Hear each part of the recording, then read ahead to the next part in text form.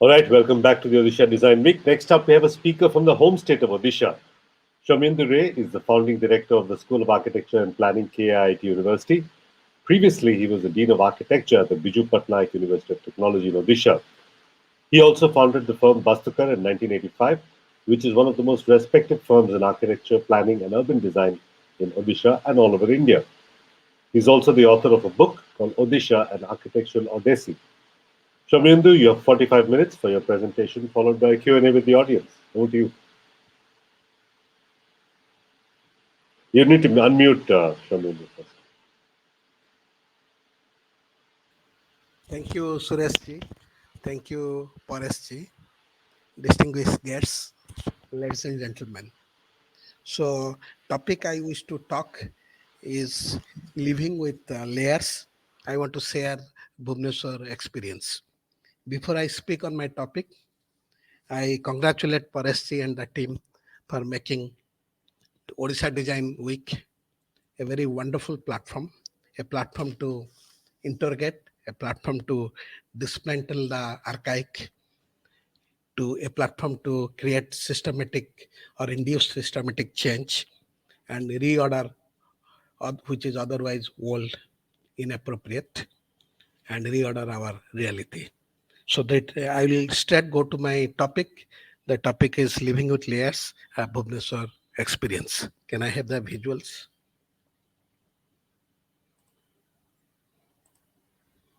Come to the first of.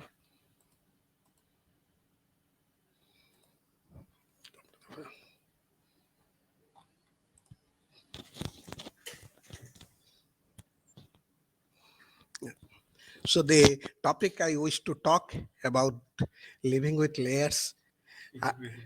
Is it visible? Is it visible? Yes, Can you- Soumyendu. Yes, Yeah. Soumyendu. I confirm it's visible. I'm an architect. I teach and practice architecture. I've been doing since 1985, so about 35 years plus. And I live in old town of Odisha, which has wonderful temples and historic reminiscence like Lingaraj Temple, Mukteswar. And I work in a university by the name of KIT University, which is in the newer part of Bhubaneswar. So when I go travel every morning, and I find my journey quite fractured in. So this topic is about how the aesthetic differences have come in the expressions and how can we sort of establish a continuity.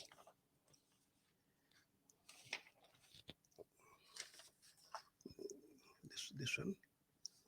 So I start with a slogan. Cultural heritage is one of the biggest magnets for cities to attract visitors from all over the world. Whatever smart city or whatever identity we might create, Odisha and more specifically Bhubaneswar will be known for its temple architecture, its history, its wonderful architectural monuments. People all over are drawn its identity, and since people are drawn and attracted to Odisha for its original identity, how best we can connect it to the city? Can we connect it to the city? Can we have our modern transformation in resonance with this? Is the topic I wish to cover. I would like to start my presentation with a small story, the story of Abolkora. So Abolkora is a Odia word. Abolkora means a disobedient boy, As you see this sketch, you will see a knowledgeable person. He is being accompanied by a obalkora or disobedient boy. And the disobedient means he's a bit naughty. And so this is a story sketch. I read it out in Odia first. Pokka kamal poch chata sun obalkora kohuchi katha. So what does mean? The obalkora travels with a wise man. We call it him Santa, okay, or a knowledgeable person. And when they travel, Abalkora asks a question, puts a question to the knowledgeable man, to the Santa, Gosei Santa. Gosei Santa says, Dear Abalkora, spread the blanket, plant the umbrella. They take some food, they take water, they settle down. He answers his question. And they again take rest and get up and move. When they move, Abalkora puts forth another question. So, my idea of putting this sketch, the storytelling and questioning and looking back into the history has been a part of our life culturally. So, if you travel, you must question, and if you question, you get back to the history and you understand its impacts on human life. If we look into Odisha, Odisha has 480 kilometers of coastal stretch. This is the map of current Odisha. And if you look into its architecture part of it, it has a lot of Adivasi settlements which are very old. You cannot date them. We have Buddhist and Jain vestiges. A lot of temples. We are known as the city of temple, 4,500 plus temples. Lot of fortresses, royal residences. We are famous for art and craft and their villages. We had our bit of, like rest of India, colonial traces and early modern imprints and also contemporary expressions as you see at all part of the country. So if we see that, then what is our identity? What will be the Odisha's identity in terms of aesthetic architectural expressions? People say it's a poetry in stone. People say Kalinga style of architecture generated. Lot of timber temples are there, serene houses, eclectic palaces, stone forts. We had grand university, Lalitgiri, etc. Richly decorated earthen homes. We have the tribal houses and brick churches. Lot of current postmodern campuses, bright, colorful extravaganza. Lot of monochrome forms, austere monasteries, and currently, like any other city, technofric office buildings. So if you look into this palette is very rich, diversified, and richness is across the breadth and depth of the whole state. Look back to our history. So if we look back to our history, 3,000 years ago, we had Adivasi settlements, Adivasi abodes. So I put it timeless because you can't date them. Then architecture-wise, we became our sort of beginning of permanence happened. We had the 3rd century Kalinga War, where Ashoka fought a bloody war, and the entire river turned red, and he changed himself to be a religious person and started spreading Buddhism, and he became the messiah for peace and tranquility. We have Dholi and Jogoda addicts. Great history. Then there is the emergence of sacred architecture. The 3 great religions, Buddhism, Jainism, and of course Hinduism, they flourished here. We have Lalitgiri, Udayagiri, and Ratnagiri, which are the great historical monuments of Buddhism. We have Jainism. King Kharakbala did rock cut architecture. We have been near Bhubaneswar, Khandagiri, and Udayagiri. And also there was flowering of Kalinga style of architecture. That is how we are known as city of temples. Then there was a classicism and consolidation of classical temples. We had Lingaraj, Jagannath, and Konark, the world-class monuments. They were built around, in and around. The Kalinga style matured, had the epitome of its success, and temples got classified as Natyamanda, Bhogmanda, Amlaka, Nagara, Condition, Pidadevla, Sikhara, all these variations they came, and they were very detailed. And then we had strategic defense colonies, small princely states. Then we had colonial architecture like any other city when the British rule came. Then royal uh, electicism and cultural revivalism, colonial legacy. Then we had a lot of early modern imprints. And like any other city, we have aesthetic trajectory since 70s, which is quite modern. You can call it as a contemporary architectural expressions. This is a book I worked on, Odisha and Architecture Odyssey. If you this is the cover page, if you look into the cover page, it's like it's the Lingaraj temple and the back, and it is around the Bindusagar water tank. So this sketch shows how Odisha or Old Town Bhubaneswar would have been looking during that period, 5th century, 6th century, 7th century.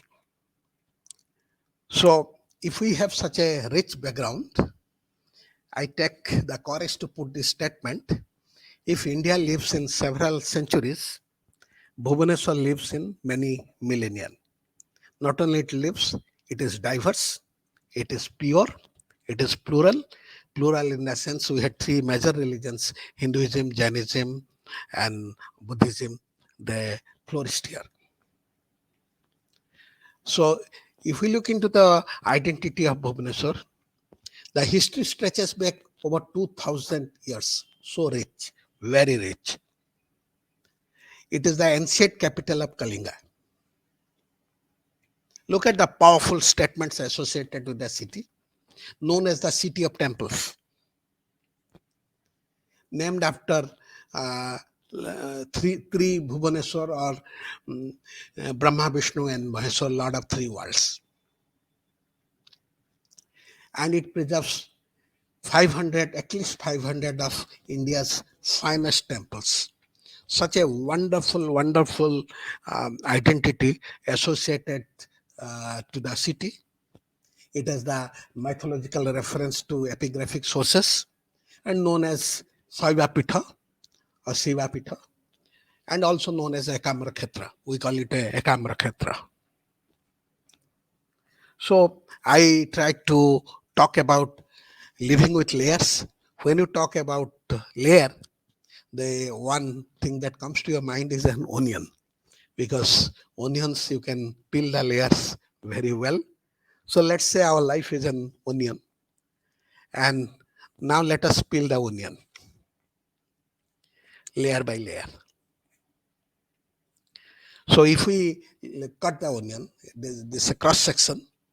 So if we say the innermost layer is 4th century BC, which is fortified Sisupal god. Next layer is 3rd century BC to 4th century AD. We have Jain and Buddhist settlements. Khandagiri, Udayagiri, and Jaugoda and Dholi, Ashokan edicts were built. 7th to 13th century AD, Ekamar Khetra, temple building reaches its epitome, its zenith. We have world's best temples built here. 15th century AD, Mughals raid the city. 20th century, Bhubaneswar declared new capital, replacing Cuttack. So if you talk about the first layer, this is the first layer. You have Sisupal god, which is 3rd century BC. Ashokan edict Dholi, Khandagiri and Udayagiri. So it is 1st century to 3rd century BC. If you talk about the second layer is the layer of temples. So you have 7th to 11th century, We have Vaital Temple, Mukteswar Temple, Lingaraj Temple, Puri Temple, and Raja Riding temples. They are all excellent in terms of architectural language, syntax. Then, if we talk about third layer when becomes Bhubaneswar a new capital, declared new capital. So these are the buildings which were built in the new capital, and all of them were built by Julius Bhyas. And if you see these buildings, there has been attempt to make connect the buildings, modern buildings, to history. If you look into the top, this is Rabindra Mandap, which does inspiration from Sanchi. If you look into the right bottom, this is a police station, capital police station. It draws its inspiration from the rich temples all around. So this was a conservative approach that was made in the third layer. Then let's go to the fourth layer. Fourth layer is the contemporary architecture that is being built in and around. Some are good, some are bad, some are pathetic. So, fortunately, unfortunately, all these buildings are done by me. They belong to KIT University. So, I have put all the four layers together. First layer, uh, and, your Ashokan period, and down that, Jogod Fort and Sisupalgarh. Then the layer of contemporary Bhubaneswar also shown, and also the Buddhism and also the temple layers, which is 7th to 13th, 14th century. If you look into the historical background of the city, 3rd century BC, we had Ashokan rock edicts, which tells Bhubaneswar is a thriving center. Kalinga was annexed to Mauryan Empire. Tosali became its headquarters. 2nd to 1st century, there was rise of Kharavela and birth of Jainism happened in Odisha. 3rd to 4th century, Sisupal got characterized by its symmetrical layouts with ramparts, gateways, residential building, watchtowers, etc. Is sort of starting a fort architecture. 7th to 13th, Ekamra Khetra, and you have numerous temples, and you get the recognition of renowned temple town, and the rise of Shivaism happened. 16th century, Odisha lost independence to Afghan rulers. It got annexed to Mughal Empire. 19th century, Britishers ruled. Odisha divided to form a half of Odisha. The eastern or northern part became a part of Bengal province, and southern part became a part of Madras for administrative convenience. 1936 formation of Odisha became a separate, and such began a new capital. 46 Bhubaneswar chosen to be the capital of Odisha. 1948 Otto Koensberger came to Odisha to spearhead the planning process. So this is from 3rd century till contemporary. So all the layers put into together. This is the essence of historic development. Let us look at its physical characteristics. It is on the coastal plain of Odisha. It is strategically located between Cuttack and Puri, along with transportation route connecting north and southeastern coast of India. It's a healthy, dry, and salubrious climate. Ground sloping west to east. It's wonderful for natural drainages. There should be no reason, as we are happening now, for flooding, and we also hear the worst situation of flooding. But looking into the ground on its own character, there should be no sloping, no flooding. Below this, we have a laterite stone topography, so which is very good for construction. Foundation is very nice. Western part is high with hard soil, eastern low land, alluvial soil. It's wonderful for developing a wonderful, great city. And there are tributaries of Daya River to facilitate surface water to valley. So there should be its own natural drainage system is excellent and well led. So what happened is, with that sort of historic background, in 1946 around, Odisha planned to make a new city. They wanted to decide who should be the capital city, and somehow they sort of decided on Bhubaneswar. And so they sort of thought that the capital should be 20,000 people with a target population of 40,000. And they thought that this will be a Gulam Nagari and Katak should be the place people will live and come and work. And very few people, especially government servants, will stay there. So that time, Koensberger was not happy with that idea. He told it's not possible to determine the rate of growth of a new town merely by considering the requirement of government institutions and industrial establishments. We never thought of that this can be a commercial capital, it can be educational cities can come and it can have growths of having 2 millions of people. So that was never thought. Okay. So he sort of emphasized that there should be a good master plan. You should not look small. You should look broad, and we should have the master plan should have a scope for unlimited expansions.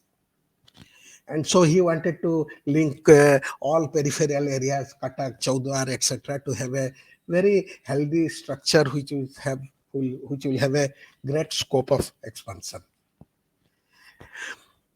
And he thought that it should have been supported by regional development plan, and he wanted it to expand to south, to west, to east, to peripheral region, so that we have a bigger scope of making it a healthy, growing, and one of the most prosperous city in the eastern coast of India. And he said that the area between old town is where you have a lot of temples, etc., and new capital has to be addressed because they have to be very sensibly linked. So the NSC boundary redevelopment scheme, etc., was a proposal which came naturally. So this is, if you look into the Bhubaneswar map or geomorphic map, if you see this, right in the center you have that orange color or a pink color square. So which is the topmost? This is a contour layout. And if you see that it's very nicely sloping, so there should be no drainage problem in these areas. So what Quensberger did, he designed neighborhood units, small 1 square kilometer, 1.1 square kilometer of small units, so that they are sustainable, they are pedestrian and self-viable, and it should be connected to the main transportation artery. So he created neighborhood unit 1, unit 2, unit 3, unit 4, like this. If you look into unit layouts, they had central open space, shopping and market and daily needs, and they are connected to the main transport artery. So within that 1.1 square kilometer, one can walk. You don't need a vehicle. Then you can connect to the public transport. That was a major idea. Once we give up, this is very wonderful. I will love to read it out. Once we give up an impractical idea of it should be walking distance for everybody, it doesn't matter at which point the main artery public buildings are situated, as they are all connected with this artery. So he told that in the main artery we have public buildings, rest residential quarters, and everybody gets a link. Then he takes a public transport. This was a great idea of this. But then came a very interesting layer. So the interesting layer was debate regarding revival of traditional form. When the new capital was built, so some of the architects, there were not many architects. We had one very bright architect who is not very much well known, by the name of Julius Vyas. He was brought from Gregson Battle King. We had a chief minister. Actually, he was called a prime minister, first prime minister. Then he became the chief minister, and he was brought in this. And Julius Vyas tried to sort of argue that it should be a strict revival of Indian traditional form. The temple, the modern Bhubaneswar should be built in the way, in the aesthetic rational our temple city is built. We should draw a lot of inspiration from that. I think Julius Vyas was of a different opinion, and he sort of thought that it should be a very modern, straight, square, rectangular grid pattern building like a European city.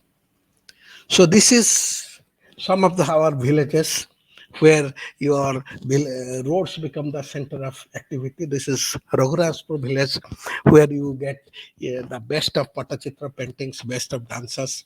Guru Kaluchula Mahapatra comes from this village, and all of them are Padma Shri and Padma Bhushan in terms of the contribution to Indian art and music. If you look into the village, these are the maps they draw in the activity chart, like that, and village activity is drawn very nicely on their village walls, traditionally drawn. I just wanted to put those sketches to show the aesthetic or the art inspirations that happen in around the town. And when Koensberger and Bhaas uh, tried to debate that Koensberger says deep verandas are expensive remedy and you should have a very square and optimized.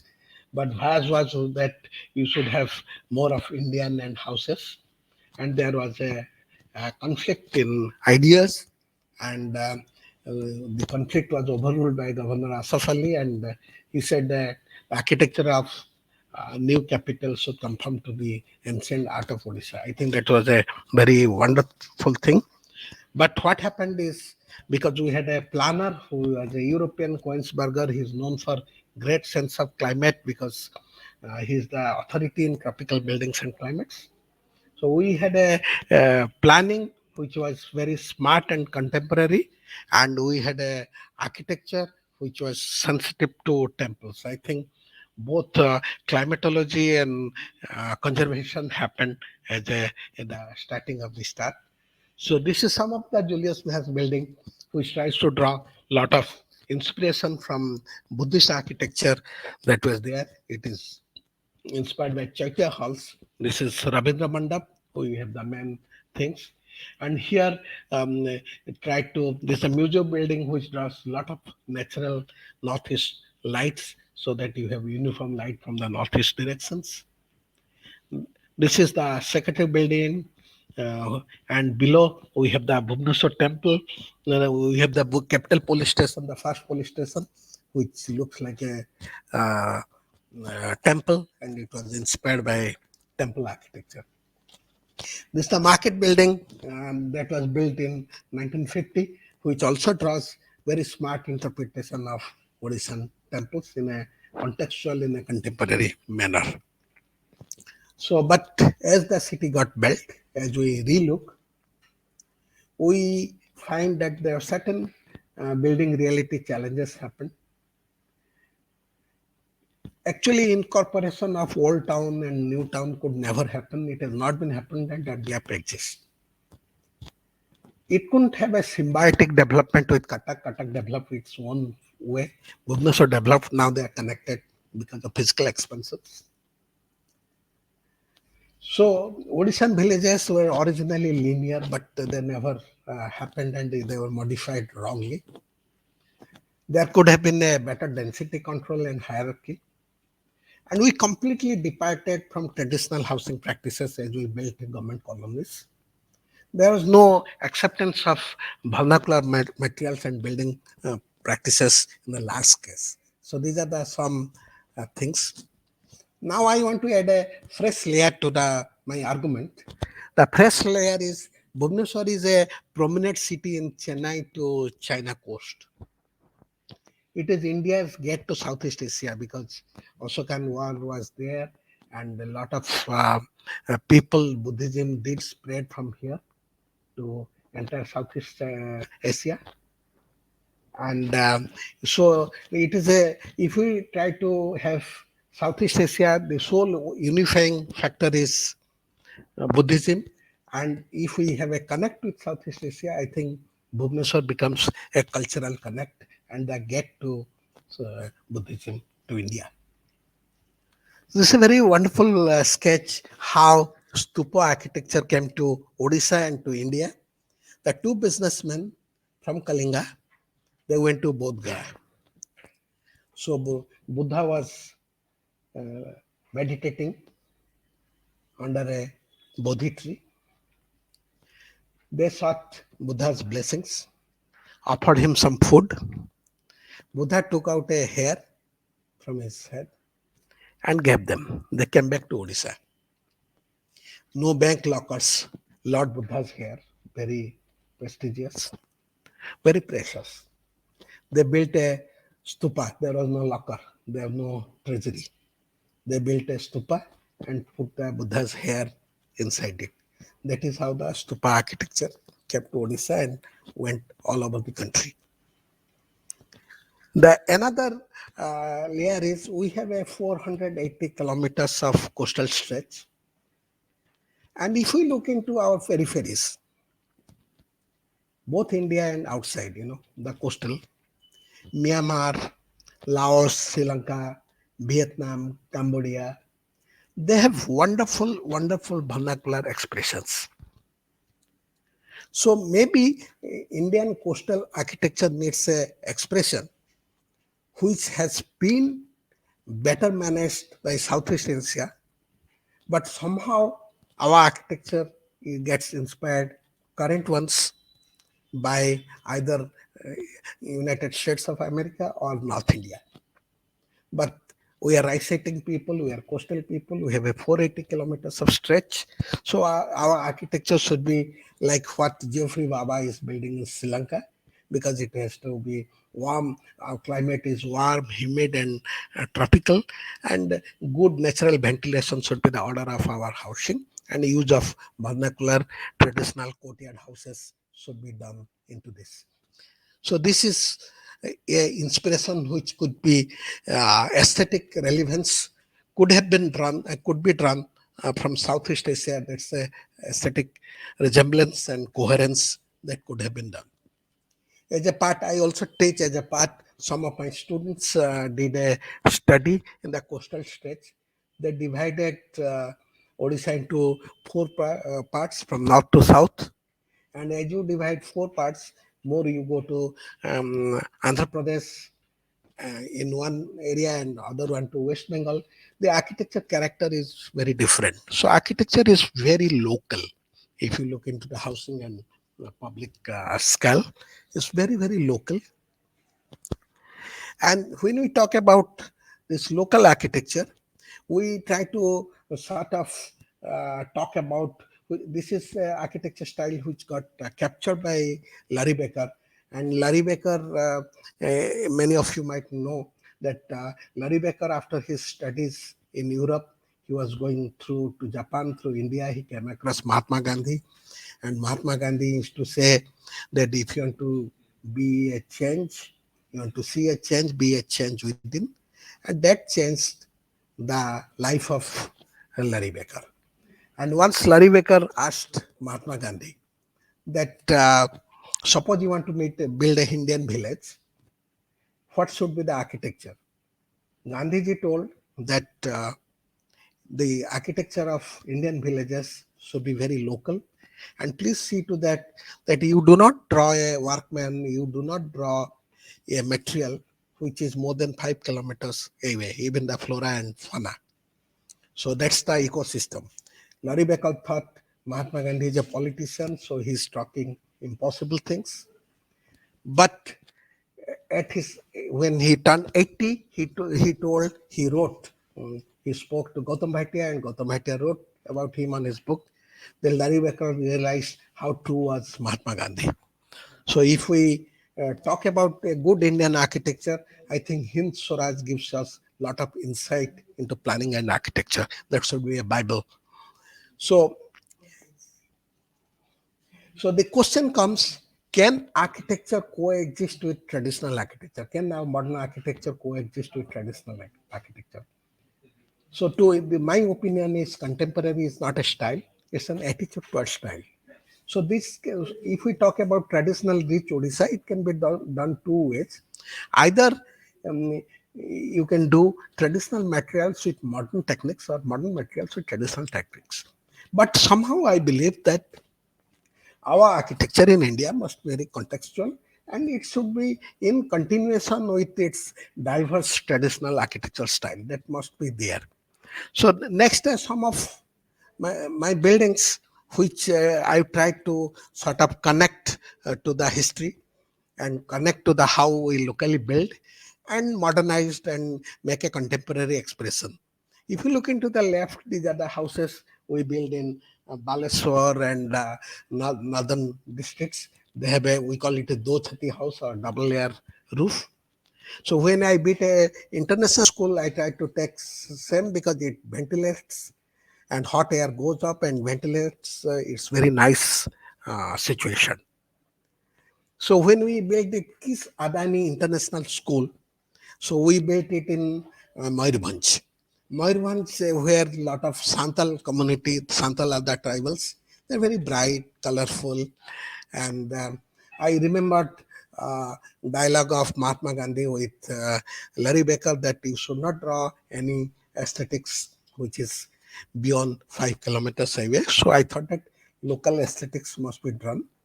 That's the local type of houses the people would build. They're bright, colorful, and simple and solid forms. So this is what we built in Kis Residential School in Baripada. So if you see, they are bright, colorful, and if you find the Santal houses, they have a lot of triangle into it, and we have tried to make patterns, geometry out of that. This is how the school got built, simple, economical, and also reflecting the cultural ethos of the region. This is the school and hostel put together. You can see a lot of triangles and simple, bright, colorful. This is the courtyard built together and a lot of Saura paintings on the top. This is how different buildings are put together. These are the drawings, facade treatments, and Adan Jalis, which ventilates. You don't have to have air conditioner and natural insulation, etc. This is my own design studio. So, which is I live in Old Town, Bhubaneswar. From my house or from my studio, Lingaraj temple will be around 3 kilometers. Bindusagar will be tank will be 3 kilometers. Mukteswar temple will be 2 kilometers.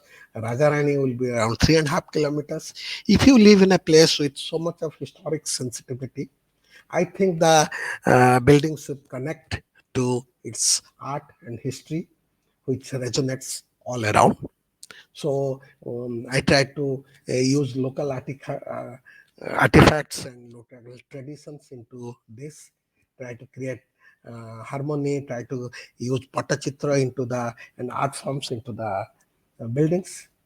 This is how the design studio looks. The south west face gets entirely covered so that we do not have lot of solar heating into it, so it becomes cooler. And this is the entrance foyer, and this is as you get into the. We don't have a office space. We have a small veranda, and because Odisha normally lives in verandas, and people invite to a veranda, and we have a lot of peoply work which is bright and colorful in the rooftop, and it is the building is oriented around a small water body, and on the top we have this diya lamps from Balakati, which is a very local expression. This is the first five-star rated green building of Odisha. This is the waste wood that was used. We call it bala. So that was used for construction. They were reused for interiors, and this water supports for a evaporative cooling of the entire house. So de-air conditioning the places. This authentic Hindu temple, and these are the jalis, which allows a lot of ventilation into it. And these are very traditional, simple. Whole of Indochine region, they follow this sort of aesthetics. And if we see, I believe knowledge is power. That is how the conference table has 4 lion monuments, because it's knowledge by which you can rule the world. world.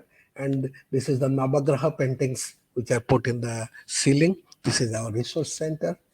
This is the Vastupurusa Mandal, and this lot of traditional paintings have been bought, and they have been used in terms of stoneworks, in terms of potter paintings, and regional expressions.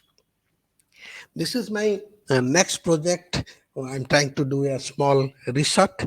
So I wanted to take the Southeast Asian feature into it. If you look into this, we have created a lot of water mass all around so that it becomes like a lake. There are a lot of ponds, and this for a tourism things. So this is the simple traditional jalis and local materials which encourages a use for saving of cost, and they look grand and they look rich, and they are also very climate sensitive. This is the entrance, which has a lot of water bodies and brick jali. This project is under construction, so you can see materials lying here and there, etc. This is the entrance. This is how the houses are built. It's just a reflection of a Odia village would have looked, and just only functionally and contemporarily done. And if you look into the entire Odisha, Kerala, and Southeast Asia, it's the best way to do is to design the roof forms. Roof forms is the best form giving elements. If you have your roof forms in a slope house right, your buildings look right. They look aesthetically nice. These are the water areas and small bridge, and that connects to a small islet. And lot of local materials, stones and mangrove. We call it clay tiles, urban tiles. This is how they look, and brick jalis. They're simple, affordable, and locals can build it. You don't need a lot of modern technology to it. This is how the house or the houses look together. This is a small entry I'm creating to the restaurant, and it's like a resto bar or a dhaba style uh, infrastructure. Now let me come back to my onion and the story of onion and the layers. So if life is an onion, one cries while peeling it. When you peel the onion, tears come to you. So this was the layer one I talked about, Bhubaneswar as Sisupal God. This is the layer 2, Bhubaneswar as Akamra Khetra, 7 to 13th century. This is the skyline. This is the layer 3, Bhubaneswar as a capital city, new capital city. This is the layer 4. So I'm putting, again going back, I'm showing this. So I'm trying to see the disconnect and discoordination. Layer 1, Bhubaneswar as Sisupal God. Layer 2, 7 to 13th. Layer 1 is up to 3rd century. This is 1946. This is what our contemporary history-less, geography-less characters we are building. I'm putting all of them together. First one is up to 3rd century BC, 7 to 13th, 1946, and now today onwards. For last aesthetic trajectory beyond 1970. So what is the appropriate layer? So I don't have a solution to this. I think it's, ladies and gentlemen, is you to decide your city. All cities are similar, and what should be the appropriate layer? Cultural heritage are fundamental aspect of our identity, and it must be transferred to the next generation in the best possible tradition. So it is our responsibility. It is, it must be transferred very healthily. Thank you very much. So this was my presentation about the.